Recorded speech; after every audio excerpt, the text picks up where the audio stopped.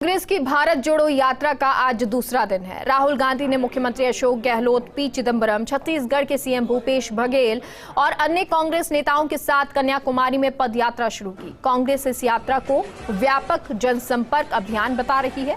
इससे संगठन को मजबूती मिलने की उम्मीद कर रही है। 3500 किलोमीटर लंबी ये यात्रा 5 महीनों में 14 राज्यों से होकर गुजरेगी। कांग्रेस की भारत जोड़ो पद यात्रा लगभग 150 दिनों में समाप्त होगी। राहुल गांधी के साथ कांग्रेस के कई वरिष्ठ नेता इस यात्रा में हिस्सा ले रहे हैं। इस यात्रा को लेकर कांग्रेस पार्टी के नेता और कार्यकर्ताओं में खासा उत्साह देखा जा रहा है। पार्टी के तमाम बड़े नेता इस यात्रा को सफल बनाने में जुटे हुए हैं।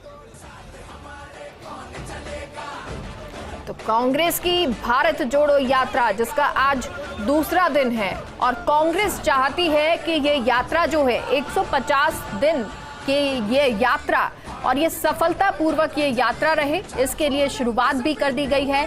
कन्याकुमारी से कश्मीर तक ये पद यात्रा होगी और राहुल गांधी के साथ और भी 119 लोग यानी कि कुल 120 लोग जो हैं वो इस पद यात्रा में भाग ले रहे हैं।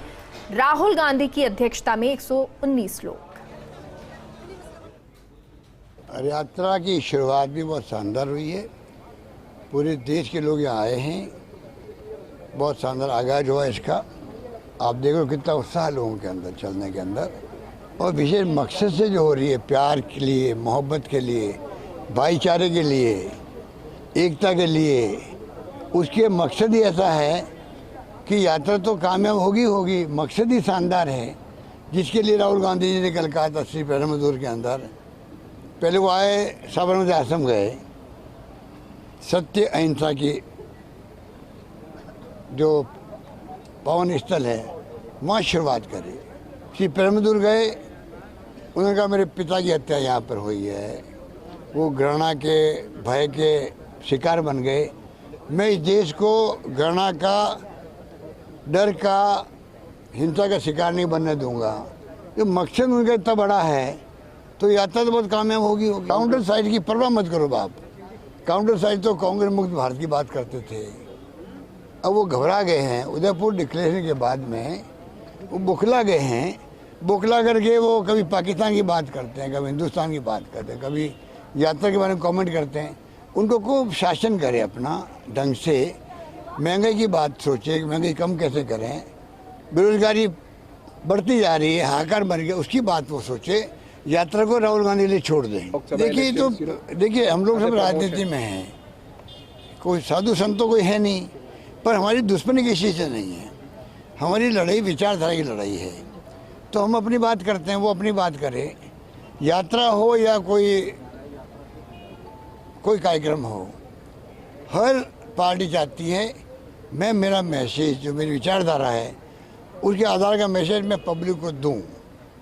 फैसला पब्लिक करती है, माई बाप तो पब्लिक होती है। वो फैसला करती है किस पार्टी को हमें सपोर्ट करना या स्वीकार करना या कामयाब करना, उनके ऊपर निर्भर करता है। देखिए मैंने कहा, देखिए डेमोक्रेसी में हर बड़ी पार्टी में कुछ कमेंट होते रहते हैं। जब गडकरी जी को अभी ड्रॉप किया, शिवराज सिंह जी को ड्रॉप किया, तो कई कमेंट होने लग गए पार्टी के अंदर ही। तो कोई ज़्यादा बढ़ चढ़ के बात करता है, कोई ओपन बोल देता है। डेमोक्रेसी है कांग्रेस के अंदर, ज़्यादा बोल देते हैं हम लोग। We have begun the yatra this morning from Kanyakumari. It's a 3,570 kilometer long yatra.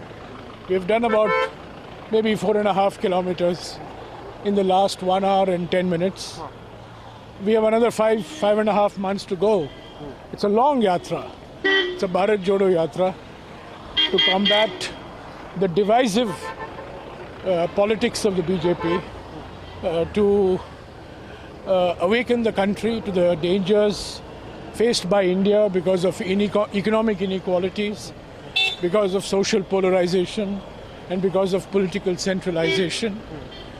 And this is also a yatra which will strengthen the party organization, mobilize party workers. You see new enthusiasm, new energy, and the entire party is immersed in ensuring that the Bharat Jodo Yatra is a resounding an outstanding success. Prayer के बाद झंडा आरोहण हुआ।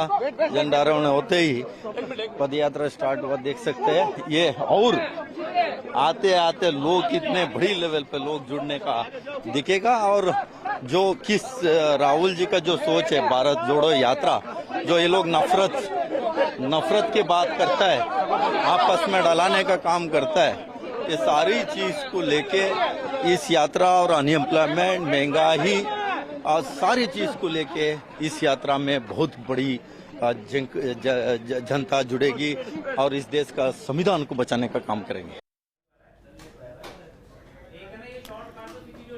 तो 119 नेताओं की ये पदयात्रा, राहुल समेत तो 119, भारत जोड़ो यात्रा, कांग्रेस की ये भारत जोड़ो यात्रा मिशन 2024 पर राहुल गांधी निकले हैं।